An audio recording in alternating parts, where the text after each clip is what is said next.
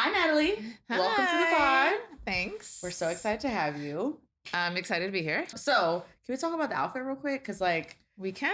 yes. So, walk us through this because this is like a whole look. And of course, we'll get into the fact that like you do this fashion thing. And I'm just like, okay, I need you to dress me because y'all know, like I'm in a shirt and joggers every damn day. But like, hello, and you're on brand. Can we talk about this? Was not planned, by the way. So I literally came in your colors. Like I know. we're literally. I guess we. Oh yeah, I didn't even notice that. I'm not as cute as you, but it's okay. It's cool. It's cool. You're cute. Thank you. I appreciate it. Okay, so walk me through the outfit real quick, and then we'll jump into the interview. Yes. So I was like, when I was thinking about coming here, I was like, how do I best want to represent myself? And I was like, the biggest thing about me is like I'm from New York. I feel like that's part of who I am. Yes, girl. So I was like, one of the things that I talk about all the time is like shopping in your closet. So can I shop in my closet and find something that's New York? And so I did. So found this oversized crop trench. So New York, leather pants, leather joggers, tights.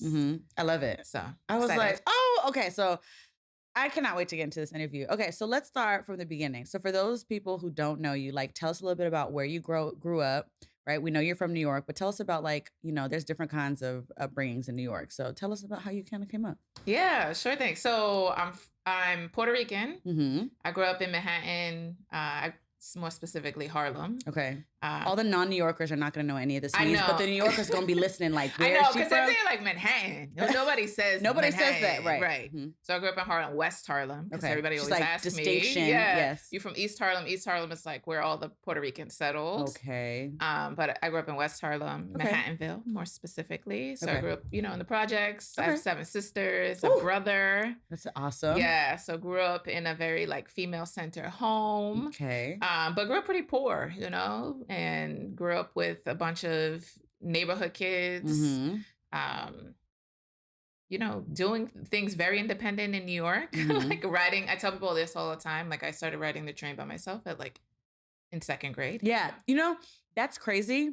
That's crazy because I know adults who have never ridden on a train before because they're just scared. They're like, what if I get lost? What if I get on the wrong stop? I was like, now it's not even like when we were younger. When we were younger, there was no phones. It was like you had to just figure that shit out. Yeah. But it's crazy to me. So is it true that there's like adults in New York who've never purchased a car or don't have a car or a license because they're always on the train? Yes, I have a license, but I didn't. You have a license? I do have a license. So I didn't get my license until I was 24. I'm literally judging you right now. Okay, but here's the thing, right? You don't, first of all, you live in the city. Like there's amazing public transportation. The school literally gives you a bus pass, like a train pass. Yeah. There's no parking, like nobody, I didn't grow up with a car, So just nobody, it's not like a few people, it's just very, very common. It's very common. That you just don't have a car. Yeah, like some of my sisters are in their 30s, don't have a license or a car. Wow. Or a license, I guess you don't need it. You don't need it. We don't there's no driver's ed. Yeah. That's crazy. Like my gym was like in a park across the street from my school building. So then what do you do when you go to like other areas that are not as like public transit friendly? Like when you travel? She said we don't. No, I mean, you figure it out. We don't go there. You become very savvy. Like I remember one time I went to LA. Yeah. And this is pre-license. Okay. I went to LA. Nervous. I was like, do we have to put disclaimers, legal disclaimers? Okay. And, there's like a train system. It's not New York, yeah. But you figure it out between 2 buses and a train later, I got to where it was going. Okay, so on average, how long does it take you to get somewhere? In New York? Yeah. So it depends. Like if you're going from Harlem to Brooklyn, that could be 45 minutes to an hour. So it's nothing. So when people are like, that's nothing. I live an hour away. It's too far. Yeah. New Yorkers are like, that's nothing. That's a train ride. Like, it's not a big deal. Yeah. And we walk everywhere. Yeah. I don't understand people that don't walk. Like, how do you not walk anywhere? Yeah. No, I'm not a walker. It's crazy. Like, how'd you get exercise? You're judging me now. Okay, so I do enjoy walking, but it's not my first response to be like, oh, let's walk there. I'm gonna be like, oh, let me get in the car, right? So I love walking for like recreational purposes, like to clear my head, exercise for sure. Like I love walking, but New Yorkers will come to a city and be like, oh, it's 1 mile. Let's just walk. And I'm like, are you crazy? It's a mile. And they're like, Why? It's fine. And jackets with bags and book. And I'm like, who is carrying all of this? No, ma'am. I will Uber a mile. I went on a work trip in the Bay Area and we were like at some happy hour and there was a Target that was a mile away. And I was like, oh, I need to go to Target. I'm just going to walk. And my boss was like so terrified that she literally was like, I'm going to drive you. Yes. And I was like, what are you talking It's about? a mile. She was like, it's 6:30 at night. Nuts? And I was like, 6:30? And here's the other thing too. In other areas, a mile doesn't necessarily mean it's going to be city block after city block after city block. You may have like 2 or 3 blocks that's like nothing is there. Like it's just street and it's like sketchy. I mean, I guess what she said. But I was like, it's a mile. I'll be fine. It was actually less than a mile. I think it was like 0.8. That's still too far. And she drove me and then I felt awkward. I was like, oh, damn. We're just going to sit here looking at each other. Oh my God. I can't. Okay. So just know when we're hanging out this weekend, I ain't walking with you. We get in this car. I walked yesterday. I walked 2 miles. I was like, oh, I want to go return something. And so I walked. You carry things with you. Yeah. I don't understand. I'll never understand. Okay. It's just fine. like a New York thing. It is a New York thing, but it's okay. So, you'll definitely be more mobile at an older age. Totally independent. I'm not scared. I've been traveling since since I could, really, and just never afraid. Yeah. I definitely get fearless vibes from you. So for context, I always forget because like we're just sitting here just chatting. Right. And I'm like, wait, I have to tell people how I know you. So I actually met you pretty recently. I don't even think it's been 6 months. No, it hasn't. No. It feels like forever though, right? It feels like forever. Yes. I Yeah. love your energy. You're so sweet. So I met you at Afrotech in 2022 in Austin. You going to tell people the story? I'm going to tell people because it's so funny. So we met through a mutual friend. Shout out to Ade. And Ade was like, oh, my friend's coming. And I remember when I walked up, you were giving this stank. I know. You were giving me this stank eye like, who is this girl? I know. You're like, do we have to sit with this? Walk us through like what you were thinking. Okay. Because I suffer from resting bitch face too. Yeah. Oh, my RBF is just, it's like a chronic issue in my life. You need to start a support group. And it's one of those things that I would try to work on for a long time in my life. And then I was like, you know what? It's just who I am. Like, I'm just going to embrace it. So it is what it is. But I also, I feel like it's also a New York thing, but also potentially just like a way that I grew up. We start from a place of distrust, which is not great. Yeah. And so, but it's not for it's for a reason though, considering New York, like you have to be careful. Yeah. But I mean, it was a date. She's not going to like introduce me to somebody crazy, right? Yeah. At Afrotech in a conference for tech professionals. Yes. So she was like, my friends are coming. And she told me the very last second where it left me no choice. Yeah. And so I was just like, Ade. Yeah. Are they cool? She was like, yeah, you're going to love them. And I was like, I don't know. But we ended up kicking it off really well. I know. We ended up spending the whole weekend together. I know. We did, right? It was like 3 or 4 days. Yeah. Like everywhere. Be my friend. Everywhere I went, you went and you let me tag along. And you were such the plug. So I didn't buy tickets to any damn thing because I learned from last year that you just find really dope friends and then they'll get you in. So that wasn't my intention with you, right? You never know who it's going to be. I'm glad I wasn't being used. Even though I was like, please come with me. Yeah, exactly, right? So I was counting on some of my other work friends, but you ended up being the plug for all of us, which was so amazing of you. Which is actually really crazy because you knew everyone. I don't know anyone. That's a lie. It's really crazy. You literally were like, hold on, this is my friend. And I'm like... I really don't know that many people. You like knew there are people that are like plugged in that know folks. Girl, we were at like, what was it, PF Change or something? You were like, let me just send a text message. And the next thing I know, you sent me to like this restaurant to go get like these VIP wristbands. The restaurant was cool. Listen to this, he's gonna be like, shut up, Natalie. But it was really dope. And I appreciated like your super warm energy. I feel like I appreciate like that. Yeah, I think we have get like, a bad rep. Where are you? Like, what is your sign? I don't think I asked you this earlier. So I'm a Scorpio. You're a Scorpio. Okay, so I feel like I'm a Taurus. My husband's a Taurus. Yes, my husband's a Taurus too. So I feel like Taurus. My mother's a Taurus too. Really? So yeah, we get along. Yeah, it's very, very cool. So we instantly clicked, and we had some really amazing conversations at Afrotech that I was hoping to kind of share with the pod today. And one thing that really, really impressed me about you, one is that even though you're very like aware and thoughtful about like who you hang around, right? Like you were like, okay, let's see her. Once we broke the ice, you were super sweet, very, very warm. And obviously it's Afrotech, so we're talking about tech, we're talking about jobs and all this other stuff. And you and I started having a conversation about the importance of negotiating. And I wanted to just kind of share with the audience, like, so for context, like what you do, right? And of course, we won't say like your company name, but tell us a little bit about what it is that you do, how you help people, and then how you became this, this person that all your friends come to for like negotiating the bag when they're in a job offer. Yeah.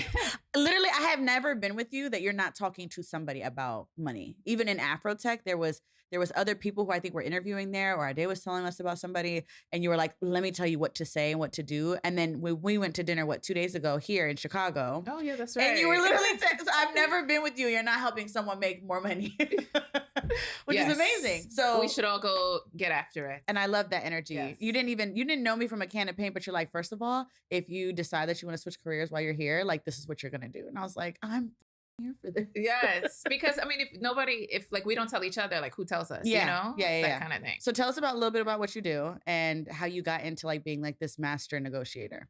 Sure. So I've been in the like diversity, inclusion, equity space my entire professional career. Mm-hmm. Over 10 years ago, maybe even longer than that. Mm-hmm. I guess I'm telling my age, but we wouldn't have called it that, right? Yeah. But I've always been interested in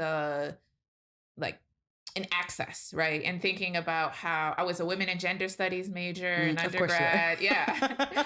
I grew up with 7 sisters. Yeah. And so I grew up too in Harlem, like in a community right outside Columbia University. So if we think about affluence. Yes. And then there was always there's a joke in New York of if you get off the train, on 96th Street, you can see, the sort of the divide in the communities. So I've always been interested in understanding how do people get access to things. Like how is it how some people have it and some people don't know how to get in. Yeah. Right. And so I've always really been interested in that. And so, I went to even an all-girls school. Did you? The first public all-girls school in New York City. So wow. Shout out to the Young Women's Leadership School. Okay. And did your independence, is that just a you thing, or do you find that you've gotten some of that from your family and your sisters? You guys have that in common? Yeah, we're all super, both my parents worked long hours. And so we kind of took care of ourselves, and we were forced to, ride the train. We went to a school. My mother fought for us to go to a school outside of our community. Yeah. Because, access, that goes resources, access, yep. Right. The neighborhood schools just weren't cutting it for her. Mm-hmm. So we've been very independent, and there were so many of us. Yeah. So there were 9 of us, 9 kids in the house. So there was no way that we were getting sort of equal attention from my mom. So we just had to figure stuff out. Yeah. I'm also dead in the middle. I think I shared the middle with my sister who's 14 months older than me. Mm-hmm. So you guys are really close then in age. Yeah. We're all 1 or 2 years apart. That's amazing. My siblings and I are stair-step for the most part. And then it's no more than 2 or 3 years after that. So got it. Yeah, very cool. And then your mom or your parents in general, did they push you to this corporate career? Or I think some parents are more traditional and they want you to be a doctor or a lawyer or something like that. Or were your parents more open to you doing whatever it is that you wanted to do? Yeah, my mom was totally open. She was kind of whatever makes you happy, but that must be nice. Yeah. And then at the time she never said that, but she never pushed anything on us. Mm-hmm. So you knew you had options and freedom it was to literally whatever I wanted to do. And we didn't have much growing up. So anytime I was Mom, I want to play softball, I signed myself up. She was okay, what do we need to do to get there? How to get back? I've had a job since I was 12. Yeah. What was your first job? Oh my gosh. It was so cool. Tell me. So excited. Tell me. Okay. So at the Cathedral St. John of the Divine in New York City, it's a really big famous cathedral. They have what they call medieval workshop in the basement. And so, yes. And it's all about, so I was in middle school and I used to teach elementary school kids how to do stained glass.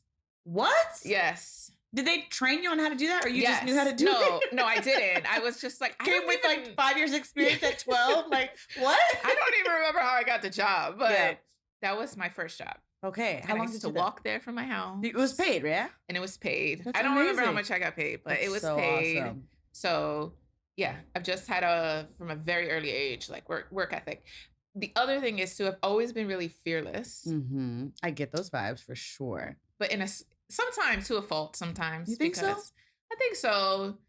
Well, I mean, I think now as an adult, I've always channeled the like, what's the worst thing that can happen? The worst thing that that can happen is that it doesn't. That somebody says no, right? That you fail. And I'm like, I grew up pretty poor. I grew up like not having a lot of access to things. So I'm always like never afraid to sort of go back there. Yeah. And like at this point in my life, I feel like I have enough community and built enough of a network. You have friends everywhere. I really don't. You're full of shit. Because let me tell you, and your friends are also very diverse, very diverse. Like when we were at Afrotech and you're like, oh, this is like very eclectic group. Yeah. And I fit right in. I'm starting to think you collect them like Pokemon cards. Like, what country are you from? Yes. I know. Like the United Nations. Everybody's married to somebody from a different place. Yes. So yeah. Yeah, because even your husband, he's not Puerto Rican, right? No, he's Nigerian. Which is amazing. Yes, oh my God. Have you been in Nigeria with him yet? I have not. What are y'all waiting for? I'm waiting for him to finish his medical training. Yes, listen, girl. My husband's still in school too, and I'm ready for it to be over. How much longer you got? If he decides not to do another year of training, we're done June 2024. Okay. Where he can like finally get a job. Yeah. If Fred decides to stay at this university he got into, so he's finishing up his PhD this spring. So June 2023. And if he decides to stay, then we'll be fully settled June 2024. So we're on the same timeline. Listen. And we're not that young. Like, listen, I'm like, can we hurry this up? How much school do you need? I was like, we got to do what? Oh my God. You got to do how much training? Every woman I know whose husband like does something like that, we got okie doke. We didn't ask enough questions in the beginning. No. They're like, and I was like, oh, that sounds like a great job. That you responsible? That sounds like, you know, you'll be fine. My husband pulled the okie doke on me. He didn't even tell me that he was in medical school. He said, oh, I'm in medicine. And you know, you're younger. You're like, even though I was 28 and I thought I was going to die alone forever. Literally, we've all done. Okay, wait. Conversation for another day because like, we're going to have that conversation. I think I'm going to put that in the community because oh my God, I have a really funny story to share about that. Before I met my husband, I definitely thought I was going to like die alone. I left New York because I was like, there's nobody here. I left Maryland because I was like, there's no. And I moved to DC and I was like, I'm going to Atlanta. Right. Like we thought we were gonna, I ended up finding somebody. The plan worked. Listen. So naive. I was like, God, I'm gonna meet you halfway in Atlanta. Okay. Oh, that's so funny. That's so funny. Reeling it back in, y'all. I'm still practicing with this whole like staying focused thing. So just bear with us, okay? So super independent. You've been working since you were super young, right? Which I love. And I think that definitely gives you a different perspective when you go into the workforce, like after school. So obviously you went to college, but you were in academia for a little bit too, which I was shocked to find out because this is not good, but I have like this bias of like all people in academia don't have personalities and they're just like socially awkward, brilliant people, incredibly smart, but like we can't talk about anything because all you want to do is like your research. But you're so freaking cool. And I was like, okay, I need to know. I wasn't a researcher, so to be clear. But you were close to it though, closer than I would ever be. I was closer to faculty, yeah. Okay. I think you will find a lot of those personalities. She's like, girl, this sounds so ignorant. You're right. But you'll also you'll find all types of people there. I've always been interested in school. I love to learn. I mean, we had a conversation the other day, right? I like to ask questions, not ignorant questions, but just I think from a place of like general interest. That's why I love to travel. Yeah. Really to understand perspectives. Yeah. So did you do like a bachelor's degree or did you do like a master's degree? Like what school did you do? So I have my bachelor's from Dickinson College. I got there through the Posse Foundation. Shout out to Posse. Nice. And then I went to Columbia Teachers College for my graduate degree. Okay. What were you hoping to major in? Like a teaching degree? Like you wanted to be a teacher too? I didn't know what the hell I wanted to do. It was free. I worked at so I graduated when the recession happened, the first of 08, 09. And then I didn't have a job. And I was like, what the am I going to do? Right. And so I went back home, got connected through the Posse Foundation, through some folks there. And what's the Posse Foundation for those who are so Posse Foundation is a merit leadership-based scholarship. The idea is that it's legit. Yeah, if you send a posse, it was started in the 80s when that word was cool, to school, right? In a cohort that you will persist academically. So really dope. You know, my best friends are from Posse, all that stuff. Of course, So you didn't know what you were going to do. No, I didn't know what I was going to do. Mm-hmm. And so then I went and started out as a college counselor. And I was that like... was your first like big girl job, a college counselor? Yeah. What? An academic advisor. Okay. And I was like, I don't really like these kids. We've also talked about y'all that. Don't listen. Dang. Sit God. down and shut up. Like, yeah. Okay, so how long did you do that for? Ooh, very short amount of time. So we got out of there. Okay. And then what'd you do after that? And then I was still at Columbia, so doing more on the access side. So we're thinking about how do we get kids from our backyard, from Columbia's backyard, into the school, right? Yeah. Because even though I was very interested at a young age in access, I didn't know what it was called. 100%. I never thought of Columbia as like an option for me, you know? No, I totally get that, right? It's like, it's weird. It's like nobody ever says to you, like, this is out of your league, but it's just understood that, like, that's not where you go. Yeah. That's what oppression does to you. Mm-hmm. Yeah. And you have to, like, really... you have to have a lot of support, a lot of very intentional resources and programming to be able to reframe that, right? Whether that's therapy or counseling or whatever, but then also like guiding voices and people in your life to actually help you make the jump, right? I think it's the same way, not just in education, but also in your career too, which we're getting ready to talk about. So you started at Columbia. How was that? And then what did you do after that? It was really great. Again, it appealed to like my academic side. I really liked it. But then, you know, this is like where my personal and my professional life blur. I thought I was going to die alone. You know, I wasn't meeting anybody. I was like in my mid-20s and I thought that was old. Yeah. Which is a whole nother conversation for another day. Girl, but, listen. So, yeah. We gonna be here all day. Yes. So I moved to DC. And I was like, I'm going to move to DC and I'm going to find a job.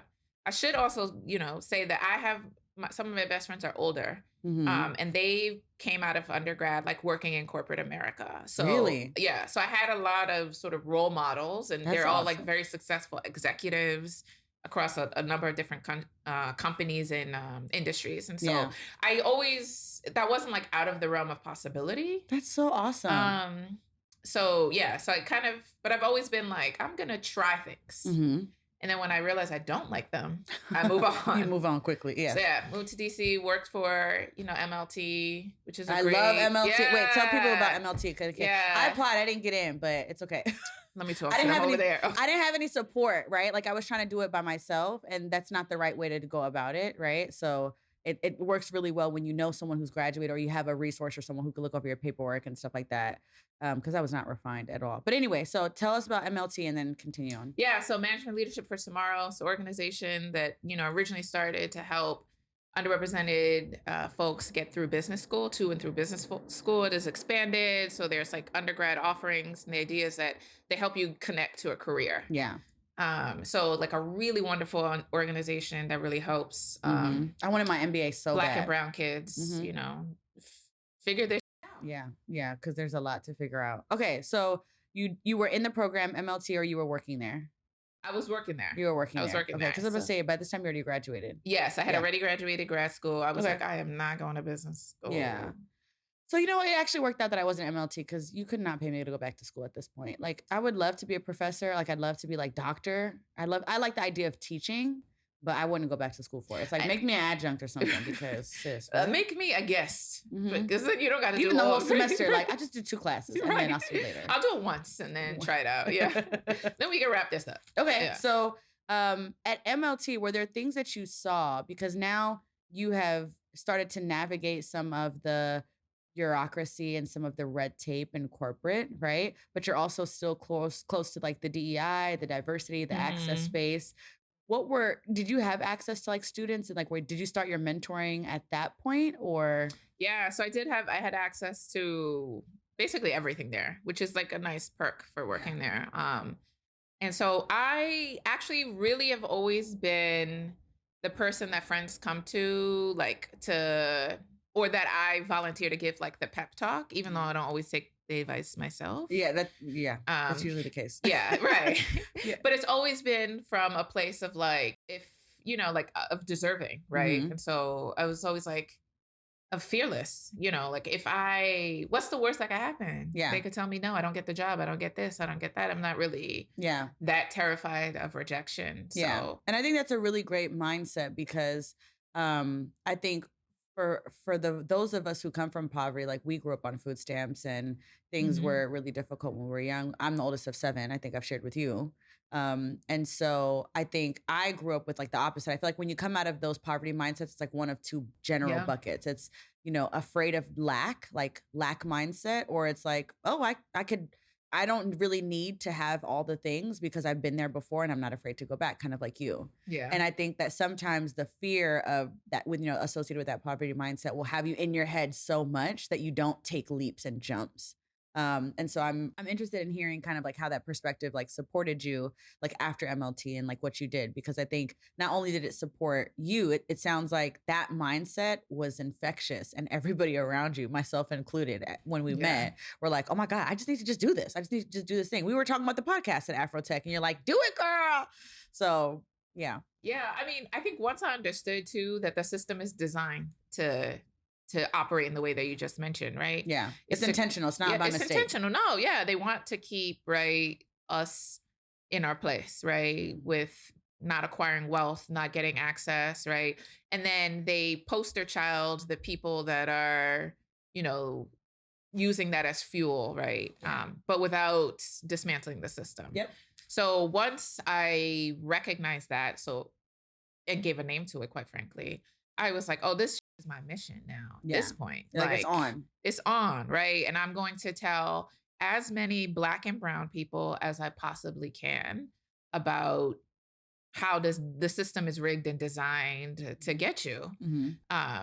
Because we internalize that a lot, right? And we can't we talk about it as imposter syndrome. We talk about it as all these things, and right? And a lot of those are symptoms of the system. Yeah.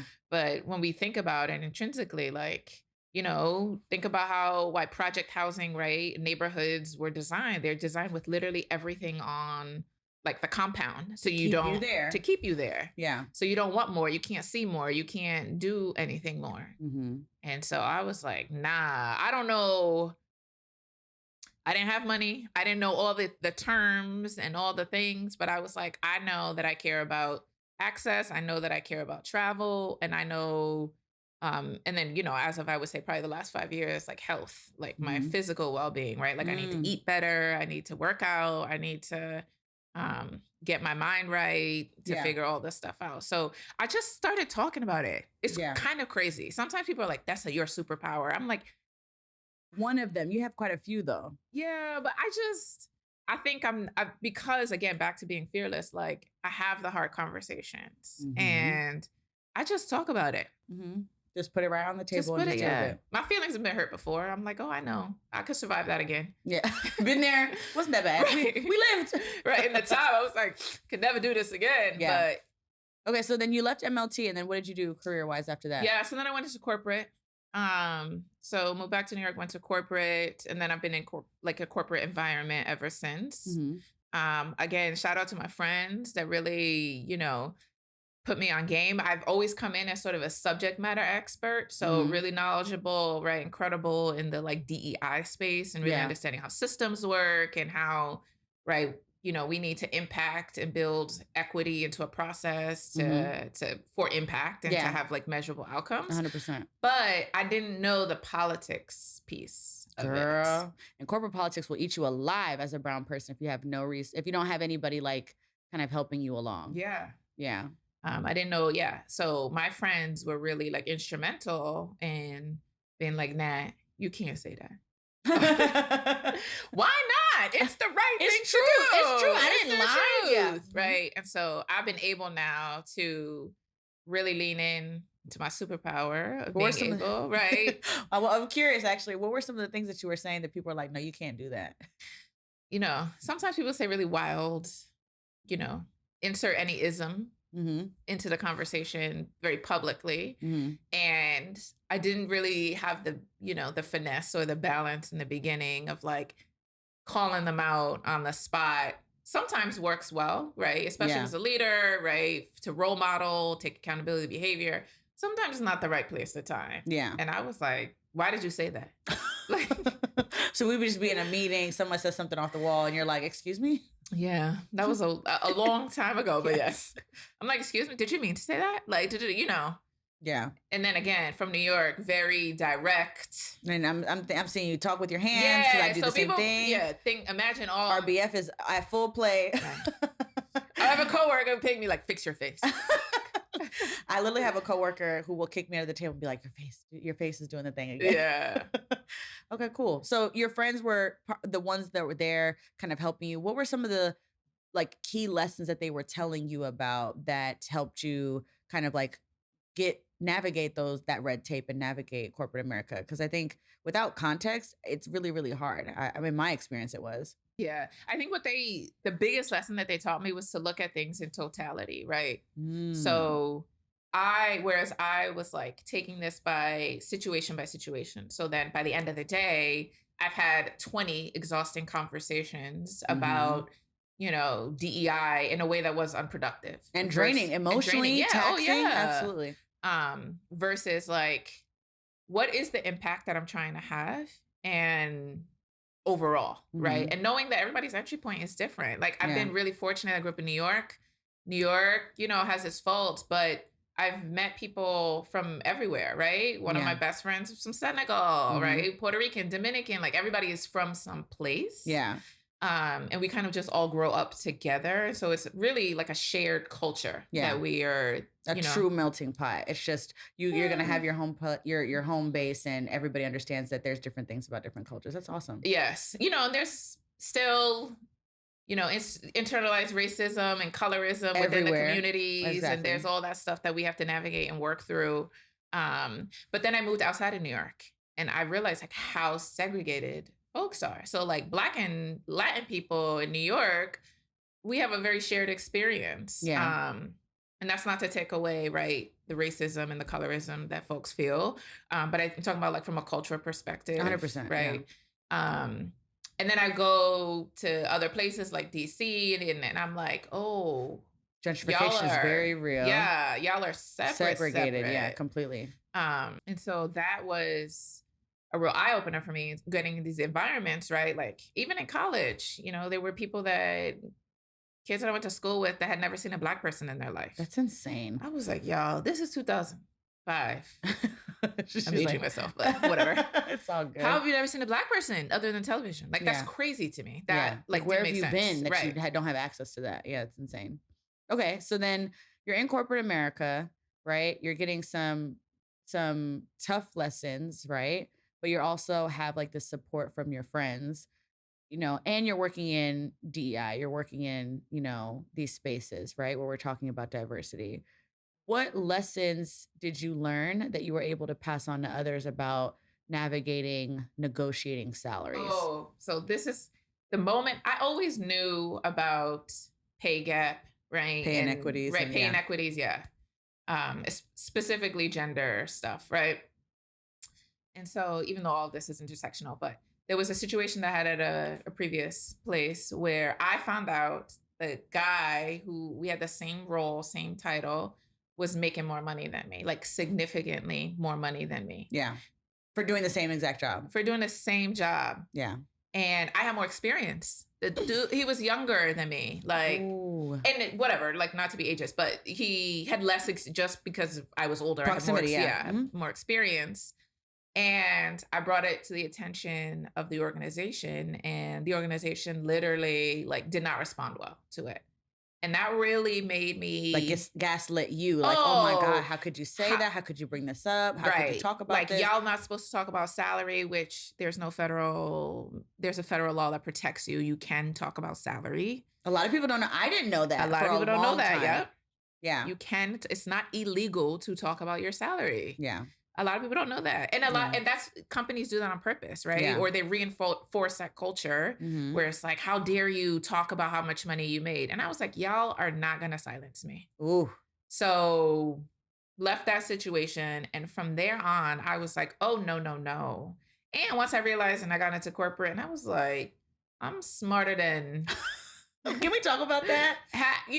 Yes, we can. Because I know for me, like I didn't get into corporate until like 4 or 5 years after I had got into the professionals, after I graduated, right? And I didn't have any experience. There was only like 1 or 2 people right? That I even knew who were in corporate. So I didn't have a ton of mentors to like walk me through how to do that. And I got in a lot of trouble when I first got out of school because of my mouth, right? I'm very much like you in the sense of if it was wrong, it's wrong. Like if it didn't make sense, why are we doing this? And there would be really ignorant statements that were made. I actually experienced some sexual harassment, a lot of sexual harassment actually in previous companies that I was working with, and also got gaslit and had those experiences and didn't have support. Like I remember also having a manager who tried to performance manage me because I escalated that his favorite associate was sexually harassing me. Oh yeah, that's called retaliation. And it's called retaliation, but I didn't know that. And I remember psychologically feeling like depressed, basically, because I thought like the messages constantly were like, what's wrong with you? You're the defect in this equation versus, no, here I have a manager who would make statements to me like, I don't know any Muslim women who work, right? So I don't know if you're cut out for this type, right? And like it really started to weigh on my psyche because I've always known I wanted to be in business, right? I always knew that was something that was important to me, that's what I wanted to do with my career. And I had a great experience up until I graduated, right? Like I had great internships but when I graduated, I had a really hard time because of those situations.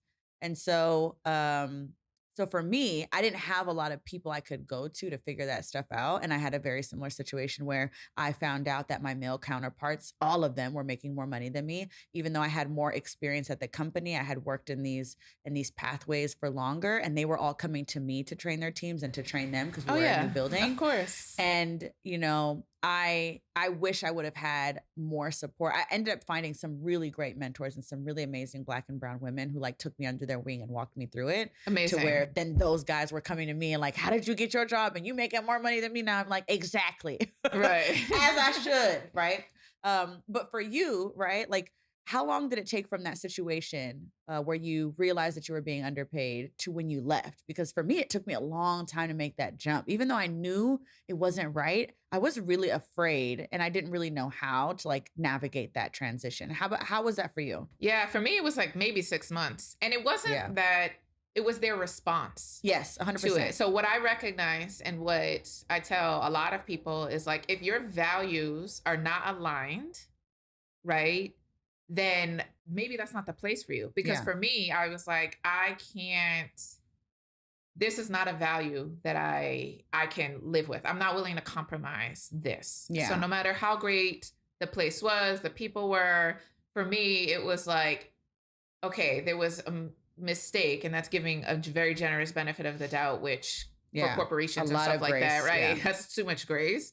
But it was the response that I got. And I was just like, wow, we're all in this together, and you're upholding sort of these policies and practices and really this culture that is negatively, right, impacting my trajectory, right? Because now I lost 2 years, whatever, however long I was there, right?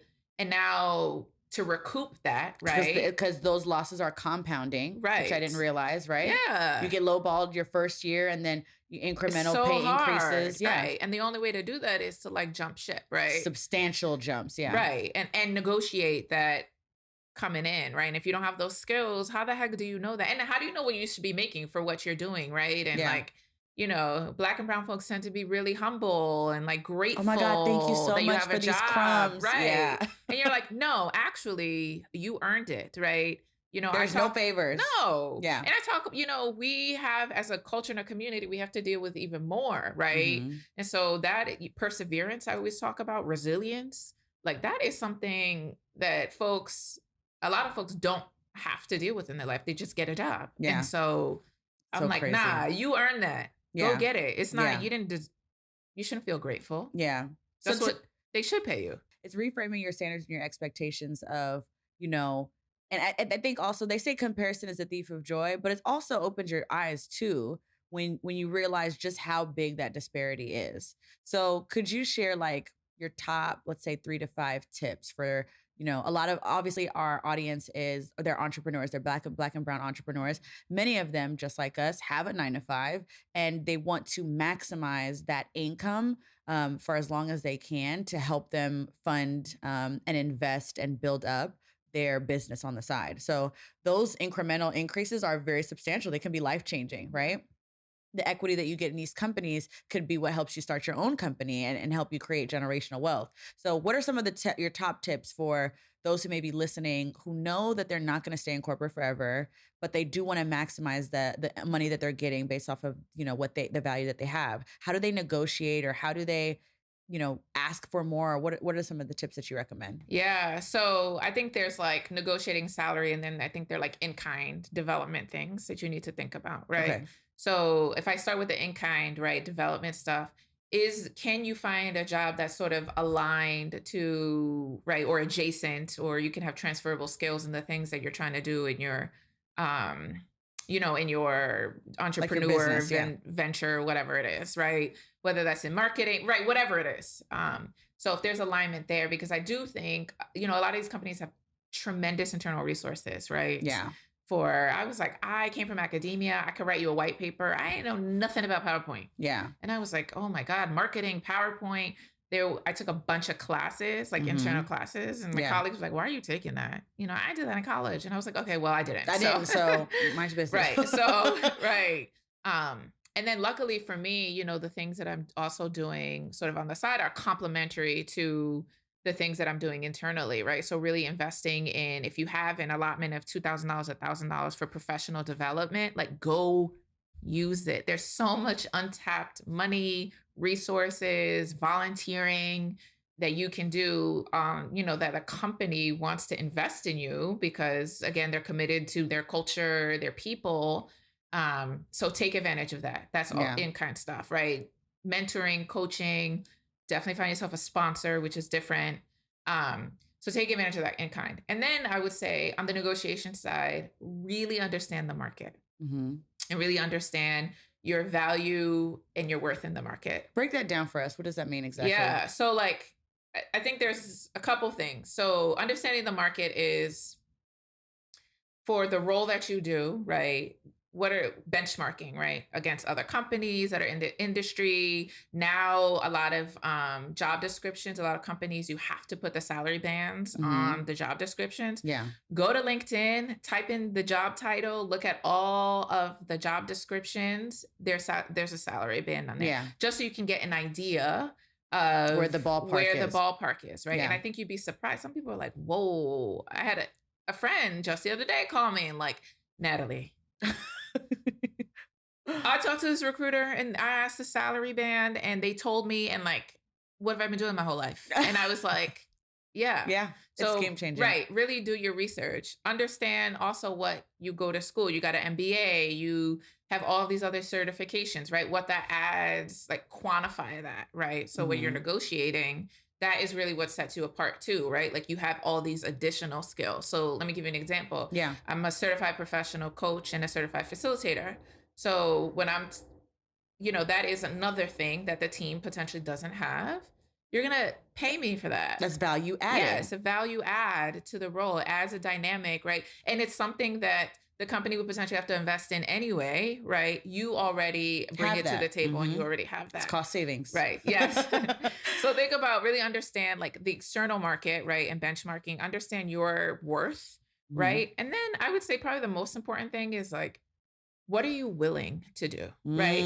Because sometimes there are opportunities that are worth more than the potential actual cash that they can give you, even though always go get those coins. I will always say that. Secure the bag, but be open-minded to the other non-financial benefits. That give me some example of. So like sometimes companies will sponsor you to do a job in Hong Kong, or take a role, go to London for a year or 2 years, and they're paying, everything else, giving you housing, but maybe your salary is a little bit lower, right? Try to negotiate that always, but think about secure the bag, but still be open. But think about it. I think in the totality of the opportunity and what it's going to do for you in the long run, right? There's global experience, right? Understanding a market that's, across the world is a tremendous value add. Yeah. In your day-to-day, but also in your, your side hustle. Yeah. Especially maybe that's your potential demographic, your potential customers or whatever. Yeah. So really important to understand that. And the third piece is like just on salary itself, really understanding like the composition of a total strategy, of a total salary. I love how you broke this down for me. Like, I think like we were literally, it was late, we were out, but you were like breaking it all the way down. I was like, girl, I've been doing this wrong my whole life. So please break down how you think about compensation and what people should be considering when they're looking at that number. Oh yeah, because the first time I heard RSUs, I said, what? Yeah. What is that? But yeah, whenever you're thinking about going into a job, right, really understanding like what is the, what's the total comp structure, right? So total compensation structure. So sometimes that's made up of a base salary, which is cash, a bonus, right, which is cash at the end of the year or mid-year. But a lot of tech companies too have or sign-on bonuses, right? Yep. Have equity. So that usually vests. There's some like vesting cliff of 4 years. I think tends to be the average. Like stock, right? Yeah. So equity is stock in the company that vests over time that you can sell for cash, right? Yeah. There's a sign-on bonus. There are retention bonuses, especially if you're a high performer. There are retention bonuses. Their health benefits is a quantifiable thing, right? So do they invest if you have like, let's say, for example, medical benefits, you have a health savings account. Mm-hmm. Some companies match into that health savings account. What? Yes, girl. Shut up. I just learned what a health savings account is because my friend Ashley, and I want you to meet her before I leave, but she's all about like financial independence. And I had no idea that you could tax shelter money in an HSA. We're going to do that in another episode. But either way, I didn't know that there's companies that match that. I knew 401k, but not HSAs. Nope, there's companies that match HSAs. That's crazy. Yeah. So, they match 401ks, right? You never want to just leave money that the company is giving you on the table, Triggered, girl. I mean, when I first started, I was like, you're going to take money, at 21, you're going to take money out of my paycheck from when I'm 65. Like, I need that money today. And I was making maybe $40,000 at the time. Yeah. Which I thought I was, girl, you can tell me negotiated me or my friends. When my first job out of college, I think I was making like $51,000. You couldn't tell me. Oh. You couldn't tell me nothing, right? And then when I finally hit 6 figures, immediately I was like crying hysterically because I never thought I was going to. I was under 30. I thought I would hit 6 figures, 35, 40, and I would have been happy, right? I had no idea. But then I realized that money, first of all, goes really fast because the lifestyle that you think, like the house with the white picket fence, it's not 6 figures. It's 6 figures. Multiple 6 figures, and you better not have debt, and you better have good credit, right? And you better have investment accounts and all these other things. So I think that's 42 side hustles, girl. Come on, be an Instagram influencer and get brand deals. You better be in Forex and all these other things.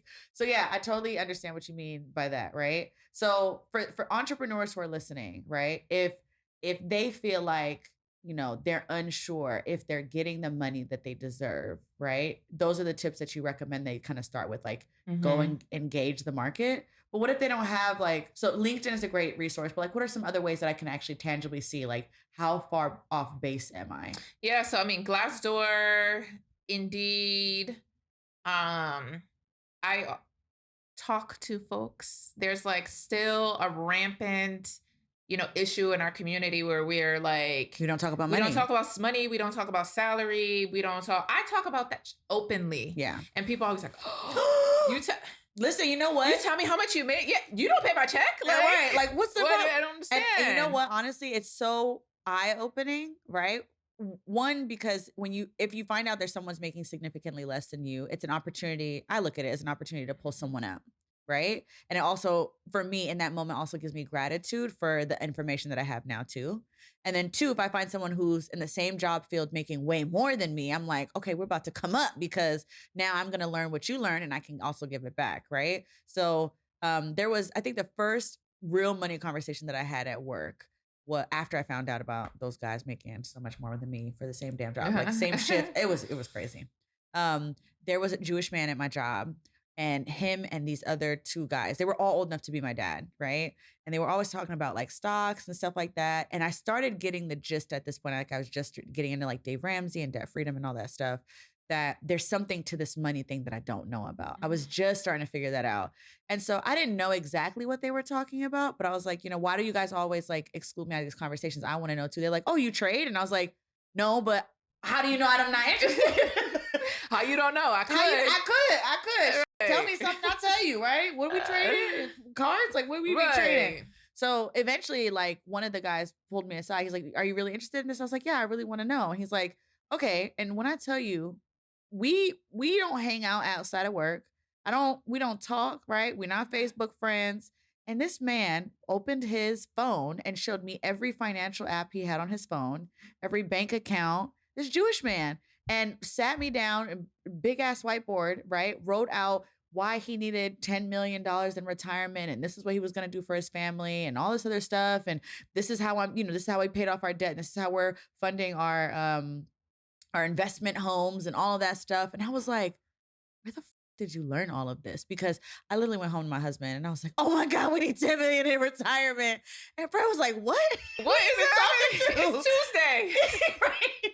But that really like ripped the Band-Aid off of being afraid, because I would have never thought about those things. And he also gave me a breakdown of like what he was doing in his reviews that helped me realize like, oh, I was playing the game all the way wrong. And after that, like I just started talking about like, oh yeah, I make this much. This is what I got from my bonus. This, da, da, da. And people kind of did what you were saying, like, oh my God. And then they'd be like, so we could just do this. And I'm like, yeah, how you gonna know if we're not talking, especially within our community. I think there is a certain amount of discernment you have to have and you have to be smart. Anything, yeah. But it really was transformative in my confidence and even in like the roles and the money that I got and how I walked into my reviews. So I think that like was a really great tip that you shared. I think we have to be talking about it. Yes, we need to be talking about it. Absolutely. And especially with people you trust, like your friends. Like my friends love them they right? Like they put me up on game. They were the ones that were like, making $40,000 and they, you couldn't tell us nothing. They were rich, paying for things. But, as they matured and they're doing things first, right, than me, and they were telling me, when they bought homes and properties, they were like, this is what you need to do. This is the mistake I made. This is how much money I had in cash, right? You shouldn't just have money sitting there that you're not spending, that's not growing. Make your money work for you. Right. Yeah. Because I thought if I have money in the bank, like I made We're good. Right? Honey. Girl. My money just was sitting there for years. Right. And now it's sitting in investment accounts that are growing, right? Yeah, the market goes up and down. So it depends on your risk tolerance. But I was like, I don't need that money today. Yeah. Let me invest in my retirement, which is also a big thing that nobody talks about. Oh like my God. Nobody talks about getting old. Nobody talks about death, right? Get your will done, right? Somebody asked me the other day, like, oh, you're too young to have a will. I said, I give my best tomorrow, and then what? And all this that I've worked for goes down the drain to the government, right? Like, no, you have to have a plan, because that's also how wealth is transferred generationally and lost if you don't take care of it, right? Yeah. My grandmother passed away a few years ago, and I had no idea how much of a fucking nightmare it is when you don't have those things in place. One, just the churn within the family, trying to figure things out, right? But then two, how the government kind of operates and how much they dictate what happens to this money, these pensions and these retirement when there's no beneficiary and that was very, very eye-opening for me. We're gonna have a whole episode with Ashley. She's gonna break it all the way down. Okay, good. Okay, because we have to in our communities talk about this. And like I said, even though our audience is primarily entrepreneurs, like not all of us have the luxury. I'm not there at this point where I can quit my job and do this full time, right? And maybe you don't want to. Maybe we don't want to. Maybe you finesse it. Yeah. I think there's a lot of pressure because there's what I'm seeing now, right? We sort of glamorize and glorify, like quit the job, entrepreneurship is very sexy right now. Yes, it is very sexy. And like, I support everybody who's done it because it takes so much work, right? But sometimes you don't need to do all of that, right? Like sometimes it's not what you want to do, right? Yeah. I've been very comfortable with doing what I've been doing and working a full-time job. And that's good for me for right now, right? Like I think I'm moving. You're happy. Yeah. Moving into a little bit of a different season. But that's okay too, right? Yeah. Like we don't need to all be doing all of it. Yes. And I love that you mentioned that. I love that you mentioned that because part of the reason why I called the podcast Hustle and Hues is I don't think there's one right way to hustle. No. There's different strokes for different folks, right? And I think all of us need different things. And what could make me feel sustained and thriving and full of life could drain you and make you feel like right? And we may not need the same things in our lives, right? Yeah, we know that you want to look at the sand but not touch it. Right. I want to be 100 feet from it. Right. So if we go together, I'll be like, Natalie, it's amazing. You'll be like, I'm going to take your word for it. I'll be at the infinity pool in the back of it. Exactly. So I love that you also highlighted that, like, there's no one way to do entrepreneurship. There's not a right or wrong way. No. It's however works for you, your family, your situation. And you can always change your mind, right? Yeah. Like, you're not locked into anything. You want to do this corporate thing and, go out to conferences and all that stuff, which is really cool. I can't tell you how lit I thought I was when a company was paying for me to fly. Oh, I know. The first time I flew first class was because my company said I didn't know I got status. Tell her what status was. I was like, miles?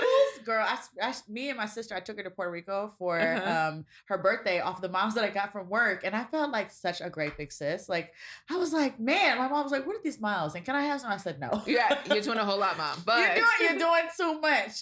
Yeah. But yeah, it's really, really awesome. Those experiences really... It made me change the way I look at people who are in first class. Because I remember I used to think like, God, like, how did you pay for all of this? Right. And then there's like credit cards that you can, there's just not enough time to talk about all this stuff. I know. Really quick. The first time I was in first class, the flight attendant, this Black woman who just knew that it was my first time. Like, she could tell. Damn. But she was like, honey, you can have whatever you want, as much as you want. Aww. And it made me feel so safe. And seen. And yeah. And I was like, can I have the Prosecco? She was like, you can have all of it, honey. And it made me feel, I was like, wow, validated. And then you can, people walk into the back of the plane. I was like, oh, I'm sorry. Sorry to that man. Oh my God. Just go on in the back because your seat ain't here, honey. Don't even look at these overhead bins. I know. Meanwhile, that was me yesterday. Literally, and it will be me tomorrow. Yes. I don't, girl. And I enjoy it when I'm there. Actually, it's a funny thing. I believe in signs. I believe in God showing up and like nudging us and showing us little things like you're on the right track. So, trying to get here and do the podcast. I have finally gotten status with American Airlines because the traveling we did all last year. And this was the first ticket I think I had bought for 2023, if I'm not mistaken. Mm-hmm. And I got bumped up to first class. And so I was trying to figure out how am I going to get all my damn equipment? Because it's heavy. It's like 2 bags and each of them are almost 100 pounds. Yeah. And I got first class. I got bumped up to first class and they paid for the bags themselves. And I was like, okay, God, I see you. He's like, keep going. You're going to do this. Yeah. Right. You're going to do this. And it's going to be amazing. Yes. And all the things are going to happen. Okay. So we've talked about like your upbringing. We've talked about how you've always been fearless. We've talked about how you are, putting your friends on and how your friends have put you on and just perpetuating refusing to perpetuate the cycle of lack in our communities and helping, people get on. And I wanted to kind of shift a little bit from like, the bag and corporate to the entrepreneurship side, because I don't think a lot of your friends know that you actually have a business on the side? Because you're so successful. Like, I won't say what your job is, but I said, "Great, doing what? With how much money?" And what, like, I was inspired, and you definitely sent me on like a whole different trajectory in my 9 to 5. So I just wanted to say thank you, and I appreciate that you were super transparent, because I didn't know you from a can of paint. You're like, "This is how much I make," and I was like, "I can't believe you're about to tell me this," even though we've talked about all that. The fact that you didn't know me at all and you were like, this is what you're going to do and send me your resume and all this stuff. So I just wanted to say thank you and give you your flowers. But, talk to us a little bit about your entrepreneurship journey. Yeah. So I think I kind of just stumbled into this. Okay. So again, I've always been the one to like, have the difficult conversations. And the more I started leaning into that superpower, right, in my 9 to 5 and with my friends, right, and the more I've been thinking about, I want to retire at 55. Yeah. That's not that far from where I am right now. Like, what can set me up doing that? And it's something that I enjoy. Yeah. I started to really lean into like, I've had like a lot of crazy wild jobs, like doing random things. It's like none of that really brings me joy. And as much as I try to run away sometimes from the like DEI work and space, because it's hard, it's taxing, very hard, very emotionally draining in your body, and the world right now can be really heavy. There's no like running away from it. I think at my core, that's who I am. So I started to invest in professional development and invest in courses on like how to set up an LLC. What is that? What are the tax implications One of thing about you, that? you're going to enroll in a class. Yes, I will. For free. For free, yes.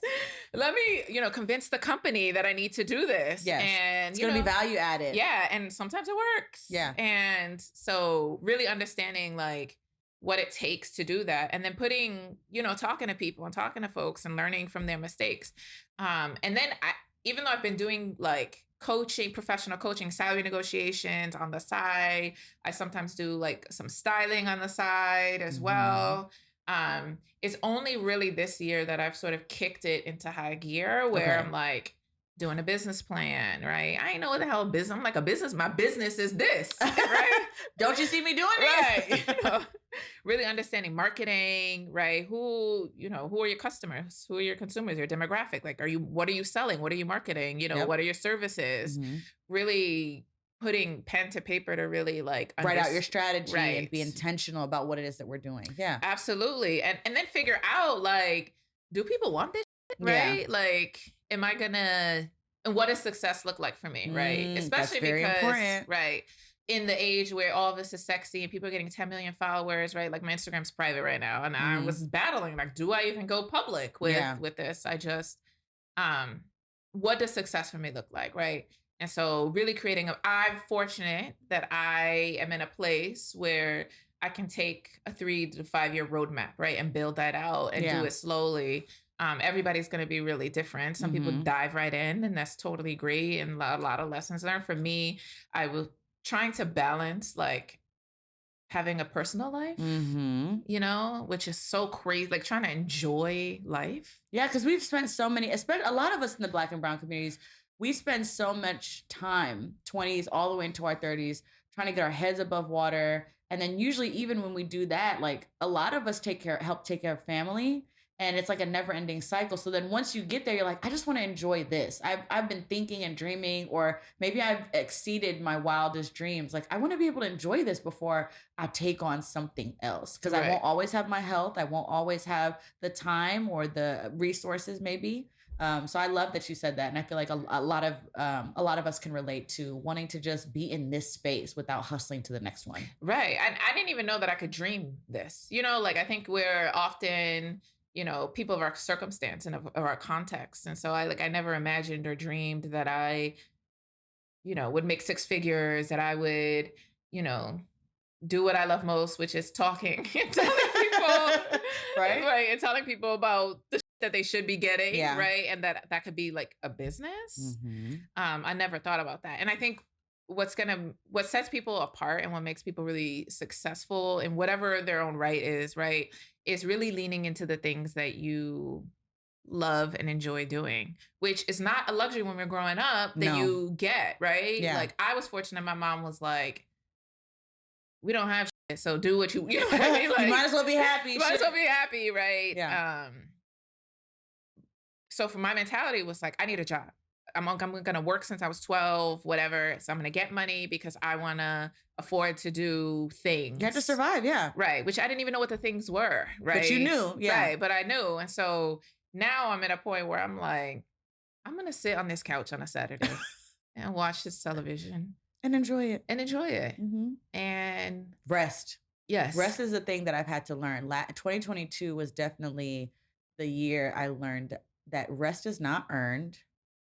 You just deserve it. I know. Because you're That's a human wild, being. Right? Isn't that crazy? Yeah. But I think it's very common, even Black and brown households, and just in general, in the US, I'll say, where it's like hustle, hustle, hustle, go, go, go, right? And a lot of other countries don't have that spirit about them, right?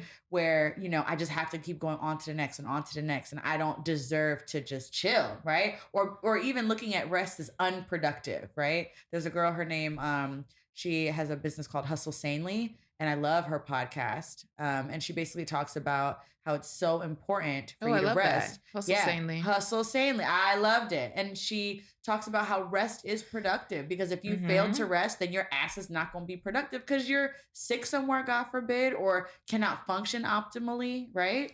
So that was something that I learned. So I'm glad that you're in that space. Yeah. Well. I mean, I also think, resting, when Black and brown folk rest, it's a small act of revolution, right? Because the system is designed for you not to do that, right? Mhm. Think about even the history and the development of the United States, right? And slave right, the like whole institution of slavery.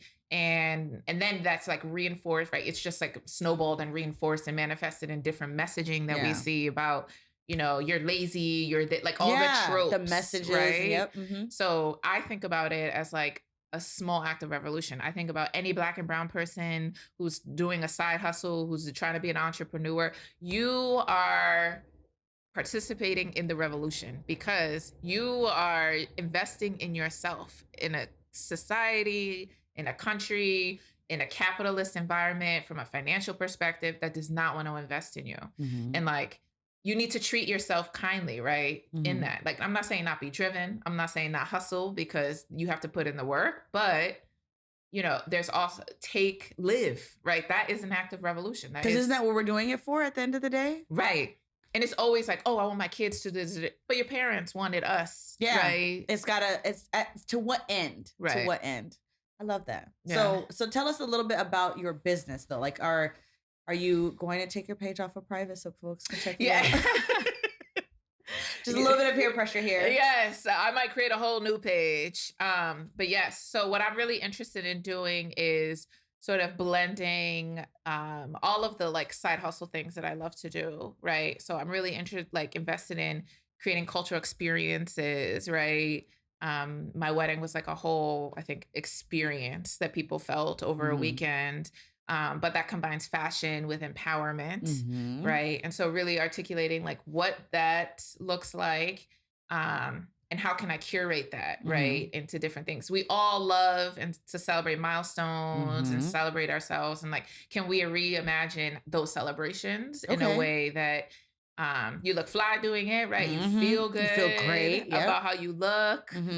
You're learning something, right? Somebody's putting you up on game about something in a productive and a constructive way. Yeah.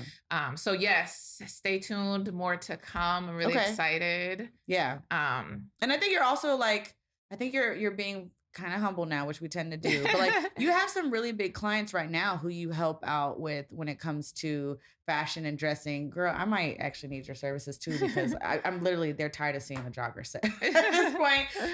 But like, is that something that you're looking to expand, or is that part of like what your strategy is moving forward? Yeah, it's not, I don't want to do that full time, right? I think it would be in the like experience of it all. So like, let me give for an example, if you have a book launch coming, right? That is something that I would help you curate. What is the experience that you're trying to have at this book launch, right? Okay. So we're going to dress you. We're going to have whatever experience that you're trying to have, right? We're going to have some kind of talk about it, right? So it's a little bit of a more full service engagement around, but really like cultural experiences based. Yes. So my demographic is really Black and brown, right? Amplifying the things that Black and brown people are doing, in their careers and in their life, whatever it is. You launching dog collars, We're going to have a hell of a party about these dogs. Right. I love that. So yeah. So I'm excited. What are 3 things that you're looking forward to in 2023? Yeah, travel. So I did say that I was going to chill on the travel because You telling yourself lies like this? You've traveled a lot, first of all. Yeah. From my financial advisor was like, Natalie, you have goals. Get yourself a financial advisor. Yeah. If you don't, I wasn't willing to like day trade. So I was like, somebody else can do it. Get somebody else to do it. Get somebody else to do it, or invest in that yourself, whatever. Yeah. So he told me to chill, but I think like that's what makes me happy. So I'm going to continue to do that. I have some goals that I've set around this business plan. I can't wait. And wait till these cameras come off. I'm going to get your ass about this. I cannot wait. So I need these business plans to get, off the ground. Okay. So my goal is to take this year to figure out what that looks like. Okay. And then I'm really looking forward to my husband being done with school. Done. Amen. He's in his cardiology training, fellowship training right now. And I'm like, Can we wrap this Can up? we wrap this up so you can like come home? Yeah. And we can act like we married. We married last year. Yes. Right. It's so funny because like I travel a lot by myself because my, Fred is in school still and it's just so demanding. And so I'm definitely looking forward to actually being able to like spend time and hang out and all these things, right? Yeah. So, like enjoy his company. I'm like, we got married, but you married to your job right now. Yep. Which it's okay. It's okay. It's just the season. I was just about to say that. It's just the season. Okay. So where can people check you out on Instagram? So TBD. TBD. I know. I need to figure that out. Okay. So we'll circle back to that. Yes. So instead of that, what I'll ask you is, what message do you want to leave the audience with as we kind of wrap up for today? This was an amazing interview, by the way. Oh, I feel like hopefully you felt like it was just casual and Yeah, totally. Yeah. So what do you want to leave with the audience with today, considering all the things that we've talked about? Yeah. I think I just want to say, like, do what feels right. Right. And I know people say that in this like proverbial, what does this actually mean? Right. But it actually means, right, like do what is in the realm of your capability and your comfort and take risks, right? Yeah. Have the hard conversations, do the research, ask for the damn raise, ask for the money. The worst they could say is no, right? And there's a way to do that, right? There's a way to finesse that. So I think under that entire umbrella is really just invest in yourself, right? Yeah.